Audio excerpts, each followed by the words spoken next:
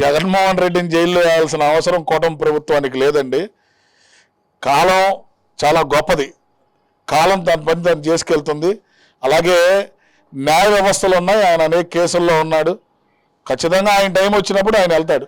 దానికి ఏం ప్రత్యేకంగా కూటమి ప్రభుత్వం ఒక టైం తీసుకొని ఆయన మీద ఫ్రేమ్ చేయాల్సిన అవసరం అయితే కూటమి ప్రభుత్వానికి లేదు. ఏమంటే జగన్మోహన్ రెడ్డి గురించి తెలియని వాళ్ళు ఎవరండి? తెలియని వాళ్ళు ఎవరు చెప్పండి?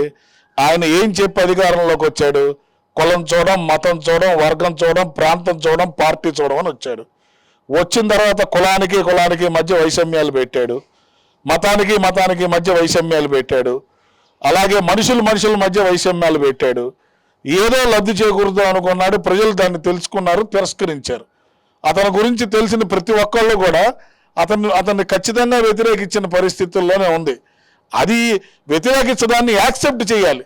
యాక్సెప్ట్ చేయకుండా జనాల్ని మొబలైజ్ చేసుకొని ఆ నియోజకవర్గం ఈ నియోజకవర్గం మీరు ఎప్పుడైనా గమనించండి. ఆయన ముఖ్యమంత్రిగా ఉన్నప్పుడే ఆయన ఒక జిల్లాకు వస్తున్నాడంటే చుట్టుపక్కల 4 జిల్లాల నుంచి మొబలైజ్ చేశారు, మొబలైజ్ చేసి పెట్టారు.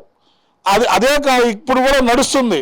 ప్రత్యేకంగా వేరే వాళ్ళు మీరు చూడండి, ఎక్కడికైనా వెళ్ళండి, ఏ జిల్లాలోకి వెళ్తే వాళ్ళే ఉంటారు.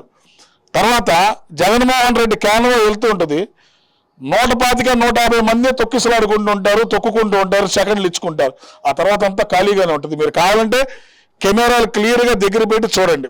ఒక హైప్ తీసుకురావడం కోసం కొంత పనికిమాలిన సన్యాసులు ఉన్నారు అక్కడ. ఆ సన్యాసులకు ఏం పని లేదు. అనవసరంగా జగన్మోహన్ రెడ్డిని బదనాం చేసే పరిస్థితి, ఆయన ఏం చేసినా కూడా జనాలు యాక్సెప్ట్ చేసే పరిస్థితుల్లో అయితే లేరు.